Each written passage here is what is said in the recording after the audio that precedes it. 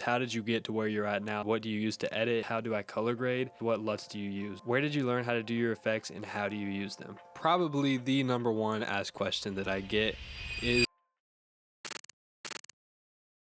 what's up, y'all? My name is Eli Clark. I'm a sports videographer and creative at App State, and today I've got y'all with a little Q&A of some of the most frequently asked questions that I get on Instagram, I get on YouTube, even in person sometimes.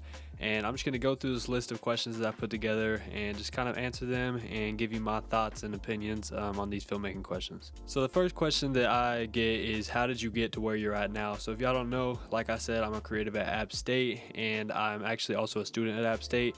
So I work with mainly the football and basketball team at App State. So it's a busy time. Football and basketball kind of overlap for a couple months.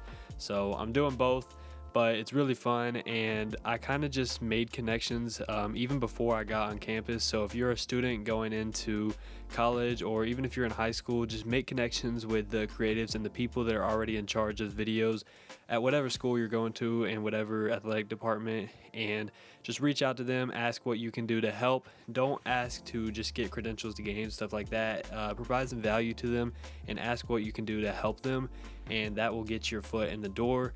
And another thing is to build up your portfolio. Like, build a good portfolio of work so that when they go click on your Instagram page or click on your website, they see these videos, they see that you already have some experience, you have a work ethic, you have a drive, and that will just make them want you on their team and want you helping them even more. So that's how I've gotten to where I'm at now. I haven't even really been doing it for that long, but just making the right connections and doing the right thing will get you to wherever you want to be. So another question, this is one of the most frequently asked questions I get, is what do you use to edit? And I've actually answered this in almost every video on this channel, but I edit in DaVinci Resolve mainly, and then I use After Effects for a lot of my, obviously, After Effects.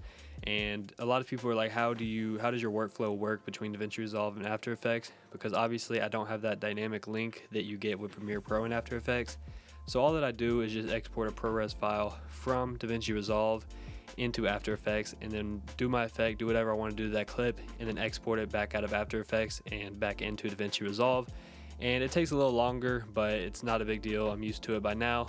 And I just like what DaVinci Resolve gives me that much more than Premiere. Color-wise, DaVinci Resolve is just another level. If you're still coloring on Premiere, I don't know what to tell you. DaVinci colors, they're just better. I don't know how to explain it, but just give it a try and you will never go back, I promise. I thought I was just gonna color on DaVinci, and then I ended up switching all the way over to DaVinci. And if you just make your keyboard shortcuts the same as they are on Premiere, it's an easy switch and it's not that hard to learn. So kind of going along with the last question is, how do I color grade? And this isn't really a straightforward answer. Color grading, you just kind of have to mess around and tweak with whatever video you have, depending on what your client wants, depending on the look that you want. And there's not just a one-size-fits-all formula for color grading. I have made a couple videos on my channel about color grading, but if you want to go watch those, you can. But there should be a new one coming soon. I have one in the works, maybe even a new LUT pack for football season. So y'all stay tuned for that. But the one thing with color grading is it's important to get it right in camera. Get your white balance right in camera, get your exposure right in camera, because if you don't do those two things, it's not gonna matter what LUT you use, it's not gonna matter how you color grade. Your video is just gonna look trash if you don't get the settings right, if you don't dial in everything as close as you can in camera to get that image coming out of your camera to look as best as possible before you even touch it. So another question I get is, what LUTs do you use? Now, LUTs are not the answer to all your color grading problems, I promise you that. You want to learn how to color grade manually so that you can use LUTs effectively.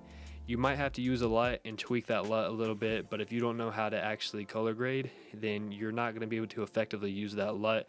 So what LUTs do I use? I don't really use anybody else's LUTs. I usually just manually color grade my videos and use some of my own LUTs that I create from those manual color grades. And I actually do sell some of my own LUTs that are in the description below if you do want to pick those up. I use those on all my basketball videos and stuff like that. But like I said, hopefully there will be a football LUT pack coming soon, so stay tuned for that. But a lot of times you can also use finishing LUTs. Finishing LUTs are just after you color grade your video, you throw on a finishing LUT and it kind of gives you that extra little spice to your video, but it doesn't just do the bulk of the color grading for you.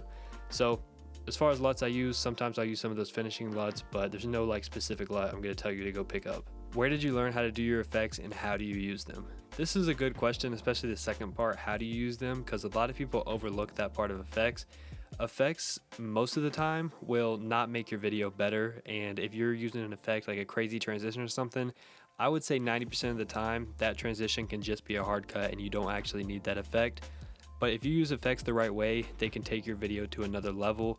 And most of the effects that you see that I've used in my videos, when I was just starting out, I would go on YouTube, search up effect tutorials, and just teach myself how to do these effects. And YouTube it's just free school basically. If you know what to search, you know what to look at, and you really want to learn, you can go on YouTube and learn just about anything. That's the reason I make these tutorial videos. That's the reason I make all the videos on my channel, is to help y'all out. So hopefully you get some value from my channel. But if you just go on YouTube, search effects, sit down and really pay attention, you can learn any effect. Now, as far as when to use them, that will come with feel, come with time, come with experience, and just make sure they're subtle. You don't want anything crazy unless that's kind of the vibe of the video, you know what I'm saying? So just kind of go with the flow and just let the effects come to you, I guess is the best way to put it. Probably the number one asked question that I get is, what camera do you use? So currently I use the Sony FX3 and the Sony a7 IV. So my A cam is the FX3. That is the camera that I bring on, I would say probably 90% of my shoots. And then the a7 IV is what I'm recording on right now. I use that for YouTube videos. I use that for photos sometimes. And then I use that as a second camera to throw on my gimbal or something like that. So it's really nice to have two bodies because, like I said, I can throw one on the gimbal and have one in my handheld rig without having to take it all apart and switch them and stuff like that. It's just too time consuming, especially when you're in a high intensity environment like a basketball game or something like that, when you need to switch from warm-ups quickly on the gimbal to handheld for the game. So that is why I have two bodies, and I also just love both cameras. The FX3 is one of the best cameras for sports videography that I think you can get. I've also made a video talking about that. And then the a7 IV, one of the best hybrid cameras. If you're going to take photos, you're going to take videos, the a7 IV is a camera that I would highly recommend. What frame rate do you shoot in? So my answer to this question would have been a lot different a year ago than it is now, because a year ago I would have just told you shoot in 60 frames per second or shoot in 120 frames per second so that you can slow everything down. And then if you don't want to slow it down, you don't have to. But that's actually not how I choose my frame rate now. I use all the frame rates, 24, 30, 60, and 120, just depending on the scenario. So I'm going to kind of give you a breakdown on the frame rates right now. For things that I want natural motion blur, I know for a fact that I'm not going to want to slow it down, or I'm just going for that certain look. I was shooting 24 frames per second because you know that you want it in the normal speed and you want to just get that real cinematic feel to your videos. Then that's when I shoot in 24 frames per second. Sometimes when I get hired to shoot like highlights on site at an event or something like that, I'll shoot in 30 frames per second. So that way, it's just the frame rate that Instagram likes the most, which is 30 frames per second, so that I can just put those in a 30 frame per second timeline, edit those highlights real quick, and get them out on their social page. So 30 frames per second is probably my least used frame rate, but I do use it sometimes in very specific scenarios. 60 frames per second is what I shoot almost all my game action in. I've realized that 120 frames per second is not too slow, but kind of unnecessary for in-game, because unless you're just gonna slow everything down, then I would probably shoot in 60 frames per second so that you have more storage space, because 120 frames per second takes up a ton of space. But there are times when you want to shoot in 120 frames per second, like pre-game warm-ups and even after game celebrations and stuff like that. Stuff that you know will look really good, really slow. So I understand not everybody can shoot in 120 frames per second, but 60 frames per second is more than enough. So if you're thinking about upgrading to a camera just for 120 frames per second, I would not recommend it. The next question we have is, do you shoot in auto or manual focus? And this also is not really a straightforward answer. Majority of the time I am shooting manual focus, I'll tell you that. During game I'm pulling focus, zooming at the same time. Pre-game I'll shoot autofocus just because there's usually not people and refs in the way and stuff like that. So I kind of know that my camera is gonna get the subject that I want in focus. But during the game, if the ball handler is at the top of the court, if I'm shooting a basketball game and there's tons of people in between me and whoever has the ball, that's when I shoot manual focus because I want to be in control of what's in focus. Same with football, the quarterback's behind the line of scrimmage, there's defenders, there's everything like that. You want to have the quarterback in focus, and manual focus just gives you so much more control over your image. Now, it does take practice. I'm not going to sit here and say it's easy. I'm still not perfect at it. I'm still trying to perfect it.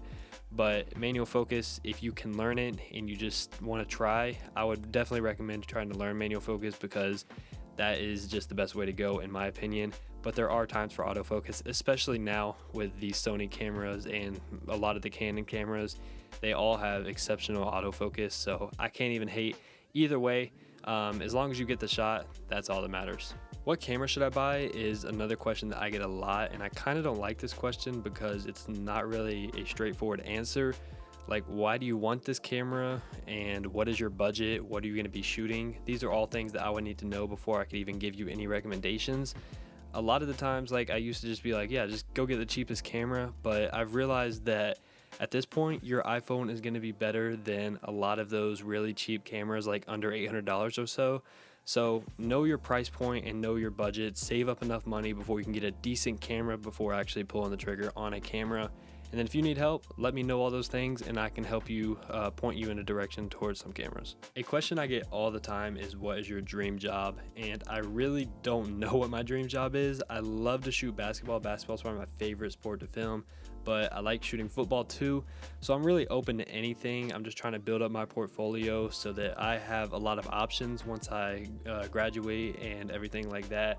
So yeah, I don't really know what my dream job is. The NBA, shooting for the NBA, shooting on like a documentary, a sports documentary or something like that, like a 30 for 30, something like that would be really cool someday.